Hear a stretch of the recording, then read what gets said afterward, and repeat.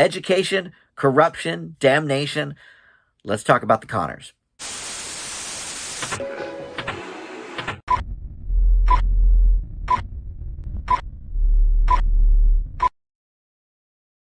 Hey guys, Dan here. This is Dan Reviews It. Welcome to my Connors review. We're on episode 2 now of season 4. I can't believe we're in season 4 of the Connors already. It's kind of crazy. And like we talked about last week, that means it's really season 5 of the reboot because Roseanne season 10, and then 3 full seasons of the Connors show. It's pretty wild, but glad to have them back. And this is the first episode they've recorded for the season because, of course, last week's episode was live. So this is the one that really, found them kind of back in the studio and everything. Education, Corruption, and Damnation is the title. If you are new to Dan Reviews It, thank you for finding this video. Please consider subscribing down below. Would love to have you aboard. And comment, too. I love engaging with you guys in the comments about these episodes. So let me know what you thought of Education, Corruption, and Damnation, the latest Connors episode. So as the title indicates, yes, there's 3 stories that they do a lot here on the show. Education's the easiest one, so we'll tackle that first because it really just bookends the episode. It's all about Becky returning to school. She's going to college at 46. She's very, very nervous. And of course, she never went to college to begin with. That was sort of the whole, crisis back in the original Roseanne show where, she never went because she ended up with Mark and all her dreams in the education department sort of went by the wayside. So I think I may have said returning to college, but no, this is her first time in college. So great for her. And then at the same time, Mark is also starting a new school, a magnet school, which I've never really heard of. I don't quite know what that is, but I guess it's a school for smarter kids, the more gifted students, because they talked about how smart he is, and that's why he's there. So that makes sense. And so Becky ends up dropping her statistics class. We find this out briefly in the middle of the episode because she just felt out of place and she, felt like all the kids were making fun of her for being so old. Listen, I don't know how things are now, but when I was in college, there were a lot of non-traditional students. A few had, gone to the military first. And so now, at age 30, they're starting college. And we had a few that were, in their 40s and 50s. So I don't see really, people making fun necessarily, but that may have been how she saw it, that she may have been so nervous or something that's sort of where her mind went, even if that's not really what was happening. So I'm not sure if that's a writing issue or just that's what was going on in Becky's mind. But this is actually a pretty Becky-heavy episode, which is cool because she wasn't in the live show. Which, by the way, I could not find anything about why she wasn't in the live show. So if one of you figured something out or read something about why she wasn't there last week, let me know in the comments. I know obviously they, wrote her character off as, oh, well, she's, at the at the rehab facility. That's fine. But in terms of why Lisa Goranson wasn't in the premiere, let me know if you figured something out. But anyway, so this is a very Becky heavy episode. So not only do we have the education part, bookending it, but she is part of the third part of the title, Damnation, because really it's Darlene, but Becky's very heavily involved there. Darlene and Ben, obviously, not getting along, not really together right now. He came over briefly in the early part of the episode to return a box of stuff. Okay. So she reveals to Becky that she had prayed on it last night, and Becky was like, dude, you don't even believe in God. Like, what's up? So she took Darlene to one of her AA meetings, and Jason Alexander played the pastor. And, I love Jason Alexander popping up in everything. In fact, I just saw him last week on the Celebrity Wheel of Fortune.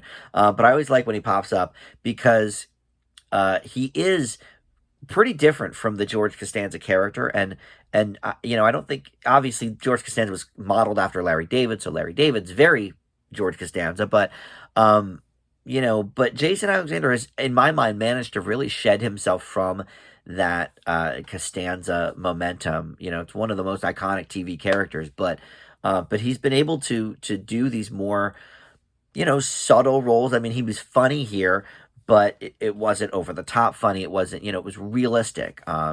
Sort of having a little back and forth with Darlene about, does God exist? And they were sort of joking about that. But anyway, so Becky trying to get Darlene to, believe in something bigger than herself, a higher power.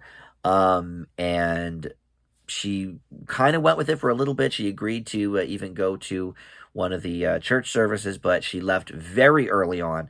And then we find out why at the end of the episode. So basically, Roseanne apparently had a Bible in the kitchen.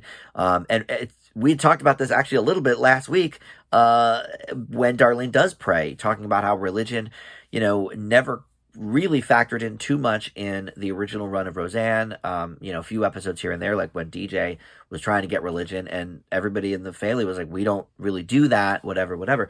So this was kind of an interesting move that they decided to give Roseanne a Bible in a drawer, this old, beat up 40-year-old Bible. And they said, to their dad, like, dude, she wasn't religious, da da da da. And Dan said, well, you know what? Sometimes she needed, a little something and whatever. So the reason we find out that Darlene leaves the service so early is because Mom wrote in the diary about, God helping her and, my back and my knees, they hurt so much. And I'm going to, I have to keep working and please, help me and this and that. And Darlene's point was, dude, he let her overdose anyway. And of course, to Becky's point, God doesn't work that way.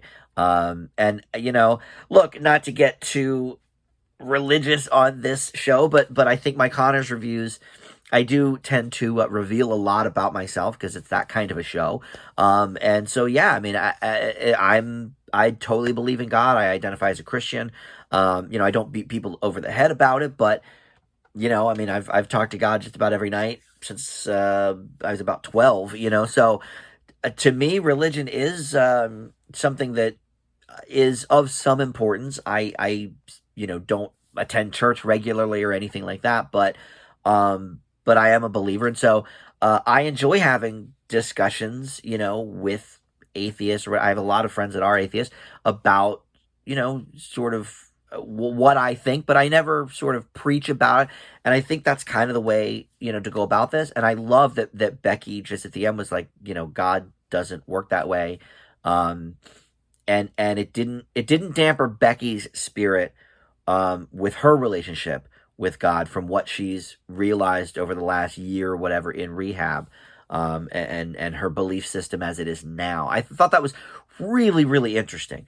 And a very touching moment. I mean, yes, the ghost of Roseanne is all around this show. Almost every episode they bring her up at least once or something. But here, it was almost a focal point of the plot, and I really liked that. I thought that was really cool, and it's interesting that they're expanding on the history of the Roseanne character at this point in time. I think that's an interesting choice, and I think it worked. I don't necessarily think that this lent itself to a bunch of laughs. A little bit at the AA meeting where Jason Alexander and Darlene were going back and forth. That was kind of funny. But other than that, this topic didn't really lend itself to a bunch of humor, but some interesting depth for some of the characters. So I liked that. And then the part about corruption, that was sort of the jokey part of the episode, the comic relief. Jackie and Neville are getting the lunchbox together as now a sports bar, as we saw at the end of last season when Jackie went on Jeopardy. I hated that plot point, but I sort of like that we got this out of it, because I was excited that the lunchbox was reopening, but it did give us a sense of, okay, well, now we're just kind of doing what we already did. So even though I liked it, because I liked the Lanford lunchbox back in the day, whatever, I love that they're sort of reinventing it as something else. So they opened it first as the lunchbox.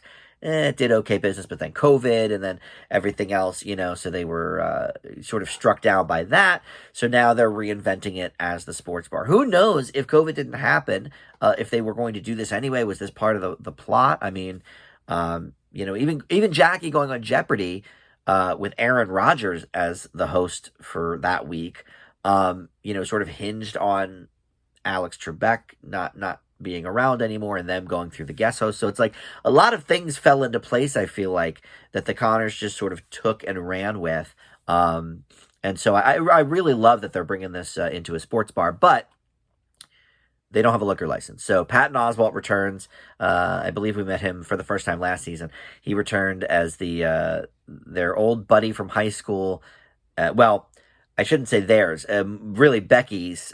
He was more in Becky's class because she mentioned he was a senior when she was a freshman. So certainly younger than Jackie, although Neville is younger than Jackie. So anyway, but they knew him from that, but he is the local, mortician. He owns the funeral home, whatever. So he is now on the board and can fast track their liquor license, but he needs a $500 bribe for some grass help at the graveyard. So eventually they agree to do that, but first we see a standoff at the diner, and then we see some picket signs in the living room that they're making about how terrible he is, and then at the end of the day we realize that they did end up giving the bribe, and I thought that was that was sweet how they did that with Jackie and Neville sort of having this nice tender moment, because she makes a point to say, like, I've been bullied by ex-boyfriends and I've been bullied by my mom my whole life. I want to put an end to that. And then, it's nice that Neville sort of let her do this on her own terms, and I really like that. So, and all the while, Dan was kind of pushing for them to do the liquor license and give the bribe, because his wedding to Louise is coming up. Louise did not appear in this episode, nor did Michael Fishman or Jaden Ray, but I did see that episode 4 is titled Dan and Louise, or the wedding of Dan and Louise. So obviously we're going to do this wedding sooner than later. I thought maybe they would kind of stretch it out and do either the fall finale with it or February sweeps or something. But although I guess November sweeps is a thing too, right? So I think it's going to be in October, though. I think they're running straight through these. Yeah, it's October 13th. So I don't know, whatever. But point is, the wedding is happening sooner than I anticipated. So they really needed to fast track the liquor license for sure. So here are my thoughts, other than the ones I've already given on this episode. I didn't think it was a hilarious episode, but they don't all need to be. Also, I've got a lot going on right now, so I may not be in the right headspace to, full belly laugh at some of these things like I usually do.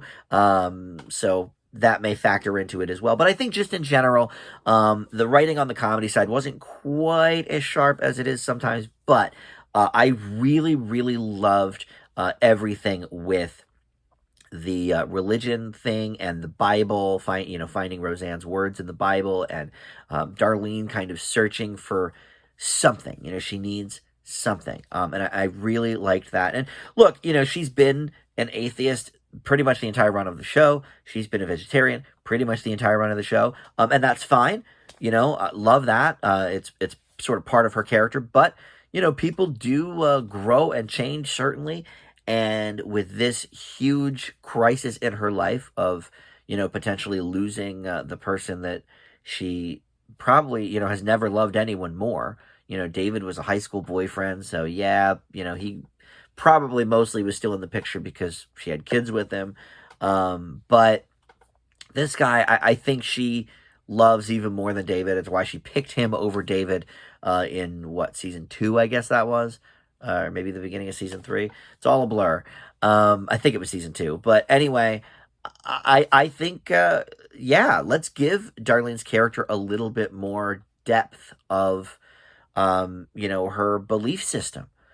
And see where that takes us. I think that was interesting, and I loved that they're still sort of giving us bits and pieces to fill Roseanne's character in, 3-4 years after she died. I think that's really interesting. So overall, I thought this was a pretty good episode. Not great, but I think I'm going to leave it with the same grade I gave last week's episode, if I'm remembering correctly, which is a B+. I think that's appropriate for this episode. I'm interested to see where they sort of continue on with that storyline, and I love that they're making the Lunchbox into a sports bar. I am anticipating some fun there.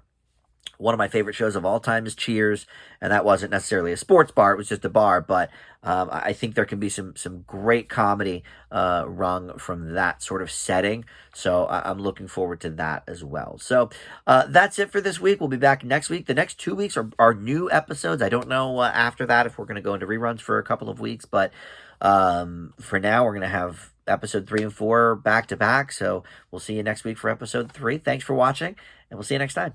Bye.